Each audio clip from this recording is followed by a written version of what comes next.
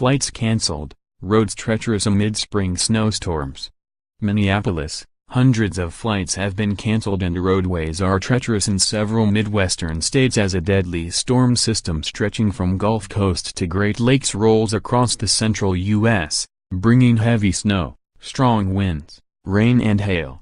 All flights were grounded Saturday at Minneapolis-St. Paul International Airport as a spring blizzard made it difficult to keep runways clear and planes de-iced.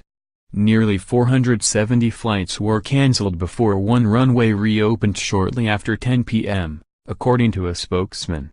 Blizzard conditions also forced the airport in South Dakota's biggest city, Sioux Falls, to remain closed for a second straight day.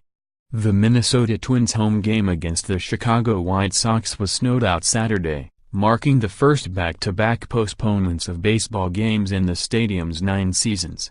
Sunday's game was also called off because of the storm, which by Saturday night had buried Minneapolis under more than 13 inches of snow. The Yankees and Tigers were rained out Saturday in Detroit. Authorities closed several highways in southwestern Minnesota, where no travel was advised, and driving conditions were difficult across the southern half of the state. The National Weather Service predicted that a large swath of southern Minnesota, including Minneapolis and St. Paul, could get up to 20 inches of snow by the time the storm blows through on Sunday. "It's a cool experience for me, the best Minneapolis experience," Nico Hilligman, of Aachen, Germany, said as he braved the snow Saturday to take a walk along the Mississippi River in downtown Minneapolis. "I'm only here for the weekend, so I guess that's how it goes. There's snow and it's cold. So it's good."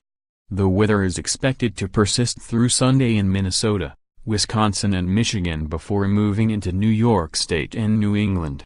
Up to 18 inches of snow fell in parts of northern Wisconsin, with another 14 inches expected by Sunday evening. Winds of up to 55 miles per hour caused blowing and drifting snow, along with ice shoves in Green Bay. The National Weather Service also warned of potential coastal flooding along Lake Michigan in Wisconsin and Illinois, where Chicago residents were warned that waves could reach as high as 18 feet. Snow and wind gusts of up to 50 miles per hour were whipping through parts of South Dakota for a second straight day Saturday, causing blizzard conditions that made travel all but impossible. While the blizzard warning was lifted in the western part of the state, it remained in effect for far South Dakota on Sunday. Several inches of snow fell in various parts of the state, including 18 inches in Huron. Powerful winds knocked out power to thousands of customers in Michigan, which was expected to get more snow and ice through the weekend.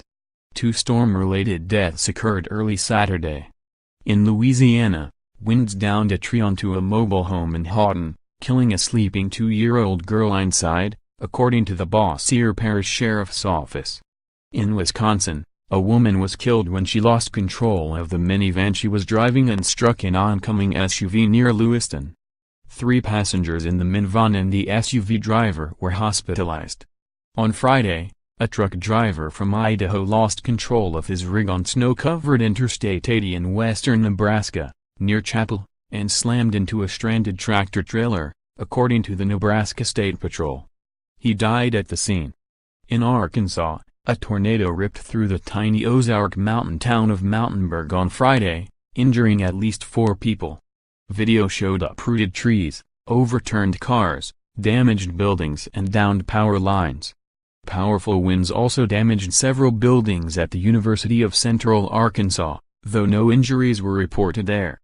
The storm made its mark in Texas, where hail the size of hen eggs fell south of Dallas, according to meteorologist Patricia Sanchez.